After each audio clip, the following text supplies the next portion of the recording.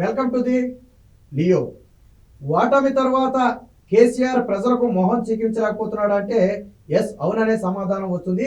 కేసీఆర్ కు సొంత గ్రామానికి చెందిన చింతమడక ప్రజలు కేసీఆర్ ను పరామర్శించేందుకు అలాగే కేసీఆర్ తో మాట్లాడేందుకు కేసీఆర్ ఓడిపోయిన తర్వాత ఈ రోజు ఏదైతే ఎర్రవెల్లి ఫామ్ హౌస్ ఉందో కేసీఆర్ ఫామ్ హౌస్, ఆ ఫామ్ హౌస్ కి దాదాపు 9 బస్సుల్లో 540 మంది చింతమడక ప్రజలైతే కేసీఆర్ కలవడానికి వెళితే లోనికి వెళ్లకుండా ఇప్పుడు అడ్డుకున్నారనే ఆ వాదన అయితే తెర మీదకి వస్తుంది. దీనికి సంబంధించి ఆల్రెడీ ఆ సోషల్ మీడియాలో కూడా వైరల్ అవుతుంది. వాస్తవానికి 10 సంవత్సరాల పాటు దాదాపు ముఖ్యమంత్రిగా చేసిన వ్యక్తి, అలాగే తొలిసారిగా ప్రతిపక్షంలోకి వచ్చారు. అందులోనూ ఉద్యమ నేపథ్యం నుంచి వచ్చింది కేసీఆర్. వాస్తవానికి గెలిపోవటంలో చాలా సహజంగా తీసుకునే స్ఫూర్తి కేసీఆర్ ఉండి ఉండాలి.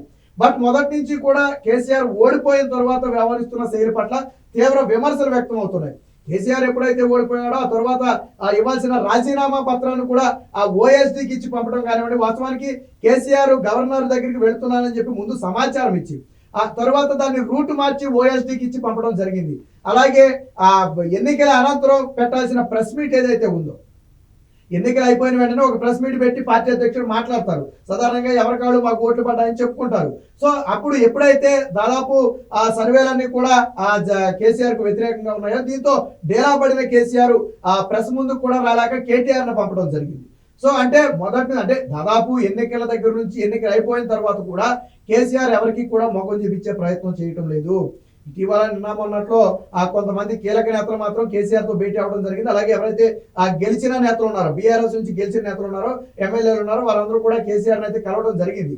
బట్ చింతమడక ప్రజలు ఎవరైతే ఆ సొంత గ్రామానికి చెందిన ప్రజలు పాపం కేసీఆర్ ను ఒకసారి పరామర్శించాలనే ఉద్దేశంతో దాదాపు 9 బస్సులు 540 మంది వెళితే కనీసం లోనకి ఎంట్రీ చేయడానికి కూడా అవకాశం ఇవ్వకపోవడం అంటే ఖచ్చితంగా కేసీఆర్ ప్రజల్ని దూరంగా పెడుతున్నాడు. అంటే అధికారంలో ఉంటే ఒకలాగా, ప్రతిపక్షంలోకి వచ్చేటప్పటికి మరొకలాగా ప్రవర్తిస్తున్నాడు అని చెప్పి ఆల్రెడీ కాంగ్రెస్ పార్టీ దీన్ని ట్రోల్ చేయడం కూడా మొదలుపెట్టింది. అంటే మనం అన్ని దగ్గర నుంచి గమనిస్తే నిజంగానే కేసీఆర్ ప్రజలకు మొఖం చూపించలేకపోతున్నాడు అనే అనుమానం కలుగుతుంది. ఎన్నికల అయిన దగ్గర పోలింగ్ జరిగిన రోజు నుంచి ఈ రోజు వరకు కూడా ఎక్కడా కేసీఆర్ బహిరంగంగా మీడియాకు ముఖం చూపించలేదు. మనం కూడా ఓడిపోయిన తర్వాత కేసీఆర్ ఒంటరిగా ఆ కారులో తన ఫామ్ హౌస్ కి వెళ్ళిపోయాడని చెప్పి ఆ వార్తలు అయితే రావడం జరిగింది. వాస్తవానికి ఉందాగా వ్యవహరించి మీడియాతో మాట్లాడి బీఆర్ఎస్ పార్టీ ఎవరైతే శ్రేణులు ఇప్పటి వరకు కష్టపడ్డారో వారందరికీ అభినందనలు తెలపాలి. అలాగే బీఆర్ఎస్ పార్టీ నుంచి గెలిచిన వారికి అభినందనలు తెలపాలి. బేసిక్ ఇదంటే ప్రజాస్వామ్యంలో ఒక పద్ధతి. కానీ బట్ ఇదేది కూడా ఆ కేసీఆర్ నిర్వర్తించకుండానే ఆ ఎన్నికల తుది ఫలితాలు కూడా రాకుండానే ఎప్పుడైతే ఓటమి దాదాపు ఖాయమైందో వెంటనే ఫామ్ హౌస్ కి ఒంటరిగా వేరొకరిని తీసుకుని కారుతో వెళ్ళిపోయి సెక్యూరిటీని కూడా రావద్దు, ట్రాఫిక్ లో ఆగి వెళ్ళాడని చెప్పి చెప్పడం ఏదైతే ఉందో, అంటే ప్రజలకు మీడియాకు కేసీఆర్ ముఖం చూపించలేకపోతున్నాడు. 10 ఏళ్ల పాటు అధికారాన్ని అనుభవించిన కేసీఆర్ ఇంకా అధికారం కావాలనే ధ్యాసలోనే ఉన్నాడు తప్ప ఓటమిని ఒప్పుకోవటం లేదు, ప్రజల తీర్పుని శిరసావహించడం లేదు. మరి 2 సార్లు కేసీఆర్ గెలిచిన సందర్భంగా అప్పుడు నాడు ప్రతిపక్ష పార్టీలు హుందాగా వ్యవహరించాయి. కానీ ఇప్పుడు కేసీఆర్ మాత్రం ప్రతిపక్షంలోకి వెళ్ళేటప్పటికి అతని తీరులో పూర్తిగా మార్పు వచ్చింది.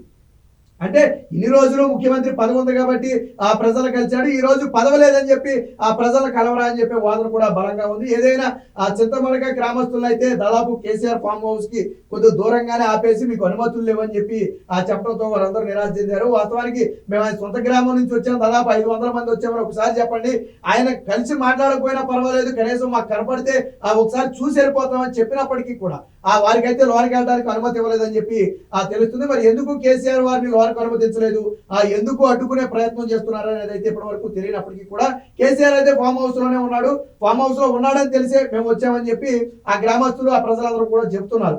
దాదాపు అంటే కేసీఆర్ ని కలవాలి, ఖచ్చితంగా ఆయన ఒకసారి ఓదార్చాలనే ఊపుతో అందరూ రావడం జరిగింది. గతంలో కూడా మీరు చూడండి, తెలుగుదేశం పార్టీ ఓడిపోయినప్పుడు కూడా మంగళగిరిలోని ఎన్టీఆర్ భవన్ లో అనేక మంది ప్రజలు వచ్చి చంద్రబాబు గారిని కలిసి సంఘీభావం తెలిపేశారు.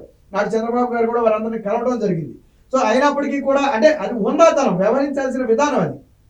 బట్ కేసీఆర్ మాత్రం అధికారం ఉంటే ఒకలాగా, అధికారం లేకపోతే ఒకలాగా వ్యవహరిస్తున్నాడని చెప్పి ఆల్రెడీ కాంగ్రెస్ పార్టీ ఇప్పటికే సోషల్ మీడియాలో ట్రోల్ కూడా మొదలుపెట్టింది. అదే పోనీ ఎవరో ఒకళ్ళిద్దరు వచ్చి ఉంటే ఎలా అనుమతిస్తారని మనం అనుకోవచ్చు.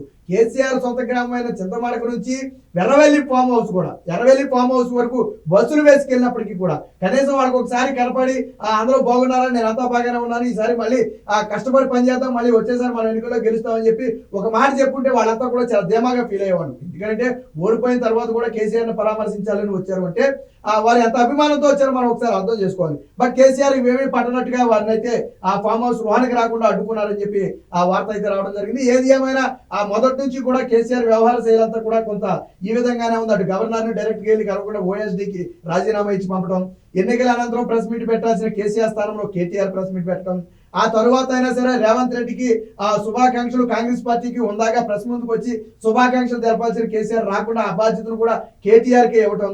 సో ఇవన్నీ కూడా గమనించిన ప్రజలు కేసీఆర్ అధికారం ఉంటేనే ప్రజలతో ఉంటాడు కావచ్చు, అధికారం లేకపోతే ప్రజలతో తనకు అవసరం లేదు కావచ్చు అని చెప్పి అనుకోవడం జరుగుతుంది. ఏది ఏమైనా కేసీఆర్ వ్యవహార శైలి మాత్రం ఇప్పుడు సోషల్ మీడియాలో తీవ్ర చర్చనీయాంశంగా మారింది. మరి ఎప్పటికైనా అసలు ఎందుకు చింతమడక ప్రజలను అడ్డుకున్నారు, ఎందుకు వెర్రవల్లి ఫామ్ హౌస్ వద్దకు వచ్చిన దాదాపు 540 మందిని ఎందుకు అడ్డుకున్నారు అనేది ఇప్పటికైనా మరి బీఆర్ఎస్ నేతలు చెబితే బాగుంటుంది.